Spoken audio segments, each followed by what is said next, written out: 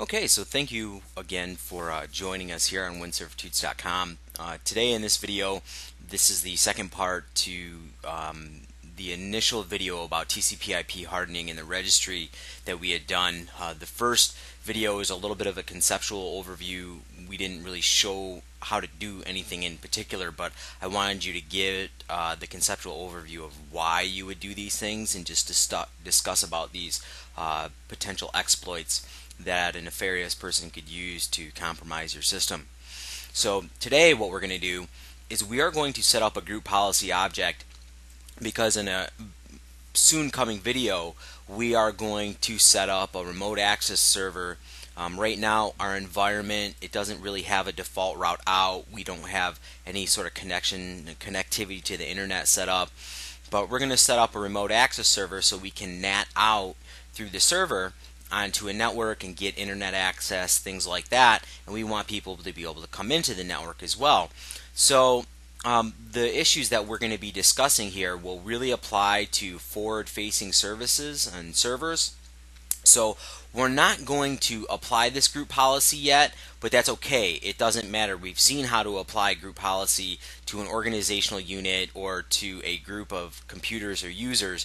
So when we set up this server, this policy will be ready to go and we'll be able to apply it immediately. So we're going to open up our group policy management console, and that's just that gpmc.msc. Or you can go start administrative tools and get it from there, but it's faster to use the command line. And what we're going to do here is we're going to create a new policy. And I want this policy, I'm just going to call it DMZ policy. So DMZ stands for Demilitarized Zone. Oops, if I could spell it right. And basically all of our front-facing services would be in that DMZ area. So what we're going to do, eventually we will create a group, DMZ users, and we will put all of our servers in this group so that we can apply group policy specifically to those servers without applying it to all of the other systems in our domain. If I could see here, actually spell this properly. Okay, there we go. But we can add those users later. It will be, we'll just put our servers into a group, and then we can add the group using security filtering. Maybe we'll give a little bit more information about security filtering. But what I actually want to do is go through and do the edits in this group policy object and show you how this will be done. We're going to be talking about all those keys and values that we discussed in the PowerPoint presentation, but we're actually going to be talking with a few more options than what we covered in the previous video. So what we're going to do is, we're going to come down, and in the group policy management console, these are actually going to be modifications to the registry that we're going to be making. So if you look, this is going to be a computer configuration policy. If you expand preferences here under Windows settings and then go to the registry, we're going to be working in here. And what we're going to do is just going to do a standard view, and we are going to create a new registry item.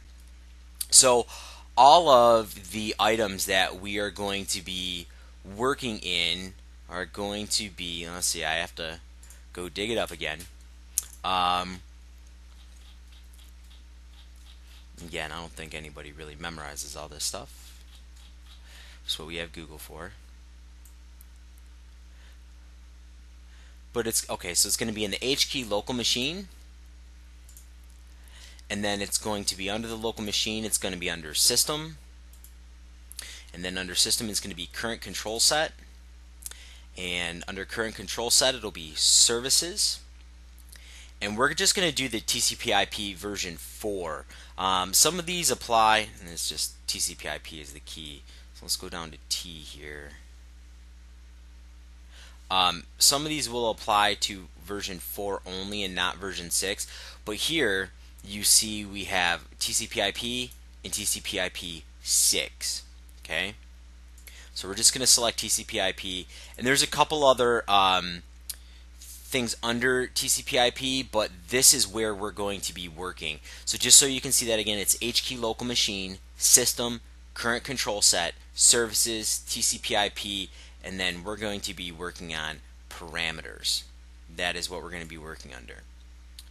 Okay, so we're going to select this here, and there's a couple of these keys that we were talking about before. So basically the very first thing that we want to do is we had that option called disable IP source routing. So we're going to type that in, disable IP sourcerouting, disable IP source routing. And the value type is a D word, okay? And if you remember from the video, we want to drop all incoming source routed packets, okay? So there's a difference. So the options here will be 0, 1, and 2.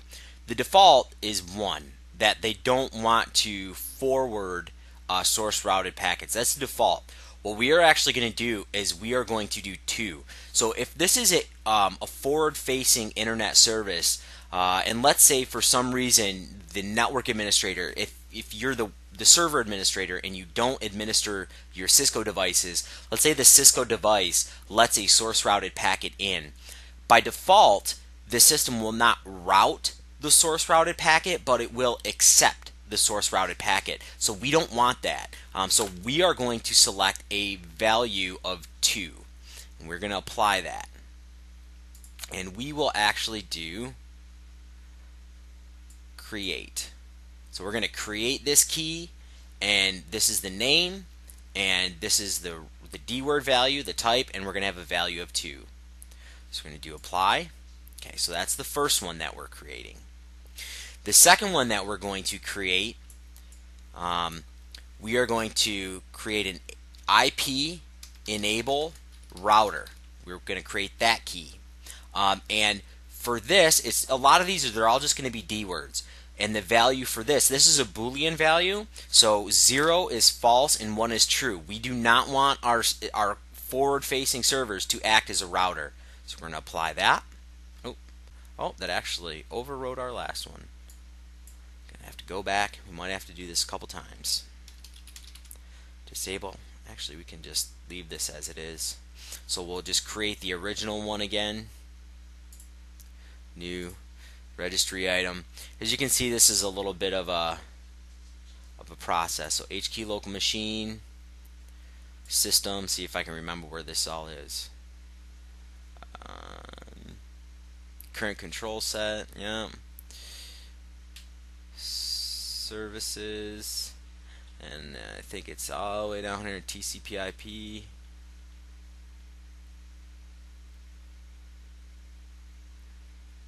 Okay, yep, TCP/IP, and preferences, or parameters. There we go. So we're going to select that, and we'll just re-add this. I'm just going to copy and paste this here from my little cheat sheet that I have, just to save some time. So disable IP source routing. It's the D word, and we're going to give that a value of 2. Click apply. Okay. Alright.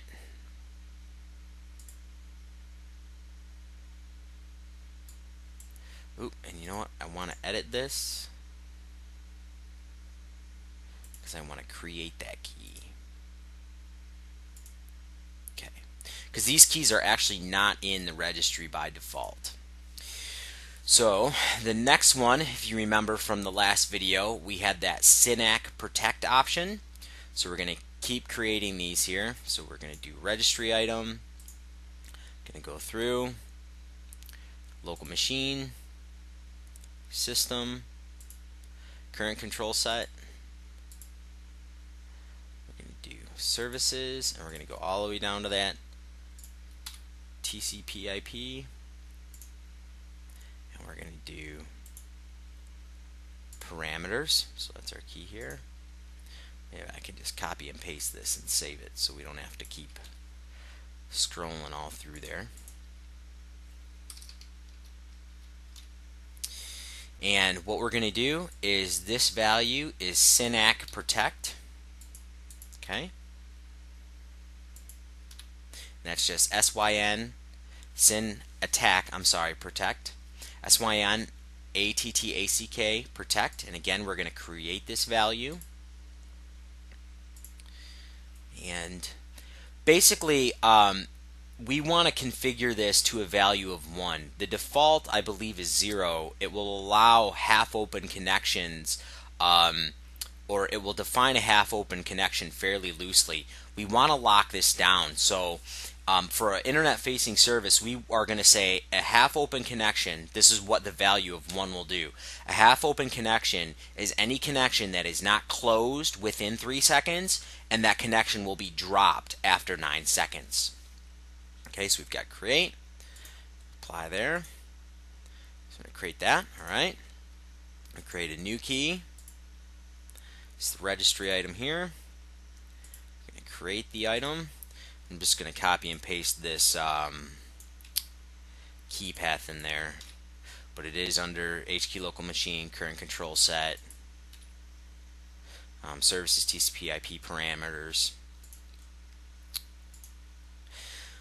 Okay, so essentially, max TCP IP max connect response retransmissions. This is the next value that we're going to be taking a look at. And basically, this is the implementation of what we were just referring to, that SYNAttack protect, and this is going to tell it with that entry of 1. This is the values. This is what will enforce the value here. So that 3 seconds is defined as a incompleted half-open connection, and to drop it after 9. So that's that. So this is what will turn on that SYNAttack protect, and then this is what will enforce the values. This is going to be TCP max data retransmission. So we're going to create a new registry item. We're going to call it just TCP max data retransmissions.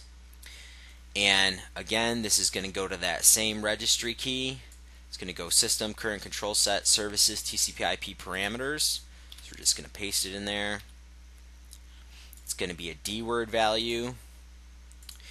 And we want to set this to a value of 3. And what this is going to do for us is it's going to start, so let's say somebody comes in and they're establishing a handshake. We've just mentioned through this last key that 3 seconds is going to be the timeout point, right? So basically, let's say they come in, they start the handshake, it's 1 second, 2 second, oh, now they've sent another packet. Now we're going to restart that timeout process. So packet number 1 comes in, we're going to reset the clock. 1 second, 2 second. Packet number 2 comes in, we're going to reset the clock. 1 second, 2 seconds. So that's how this is working right here. And we're going to just give this is the value that we want to select for that. So we're going to apply there. Oh, we need to make sure that we create this key value. So we're okay there. All right. Now, if you remember, we actually talked about in the PowerPoint the max half open. So this is the maximum. So let's say we're getting flooded by a denial of service attack. This is the total amount of max half open connections. So this is the total amount of half open connections that we will allow on our server. So let's say 20,000 botnet hosts are spamming our system with a half open connection. It doesn't matter if 20,000 compromised systems are spamming us. We're going to only allow a total of 500 in this case max half open connections. And I lost my little clipboard here, so we're going to go through this again. HKey local machine. Going to do system current control set. You will find by working in the registry like this, you will start to learn where things are. Because the registry is so big, it's another one of those things that can be daunting, but taking the time to look through the registry and learn where things are is actually very beneficial. Let me say this again so I don't have to keep clicking through here. Sorry for the little confusion in this process. And so this value is going to be TCP max half open, okay, and just TCP max half open. All right, and the value for that data is we're going to give it 500, and we want to make sure that we're creating this key. Okay, and this is going to be the last key value that we are going to be adding here. New registry item.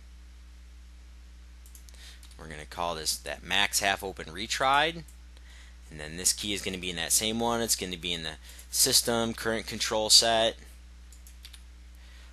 services TCP IP parameters. It is also a D-word value.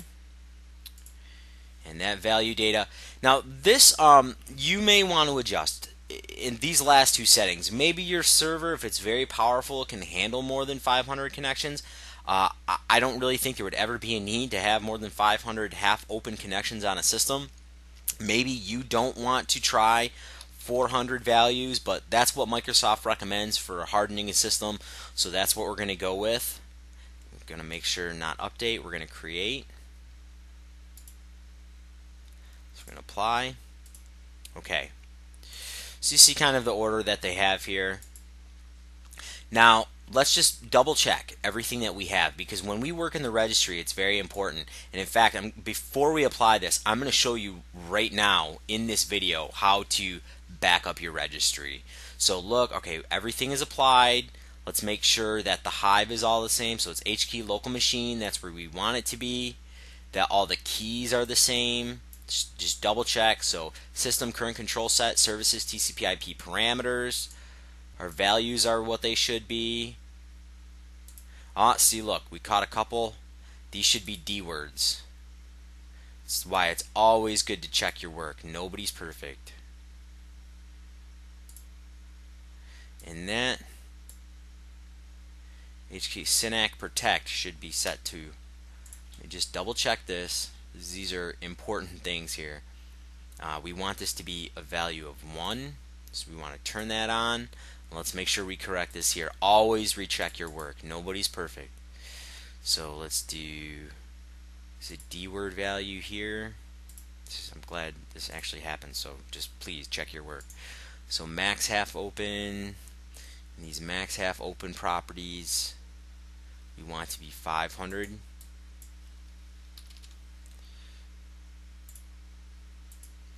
Okay, so they're all D words. Have all of our acceptable values here. Let's just double check this one more time. 500. Okay. Now, don't just go out and apply this. Basically, for any system, and please, for the love of God, like I've said this in many videos, always, always, always apply this stuff in your lab environment first. But even before you do that, in your lab, you have your DMZ policy. I want you to go to your run and do regedit reg idt, or my fingers are just used to typing it, regedit, regedit, okay? And this is what I want you to do. I want you to go into File, Export, and see this? All. This is going to export your entire registry. So just do reg, backup, okay? I'm going to do save, and we saved it on the desktop. This is going to take just a second. Put this on a thumb drive. So this should be your lab, right? This should be your lab server that you're going to test this on. Or maybe you could actually test this on a honeypot. If you know what a honeypot is, it's just a system that kind of serves as cannon fodder for attackers. So let's look at the size of this file.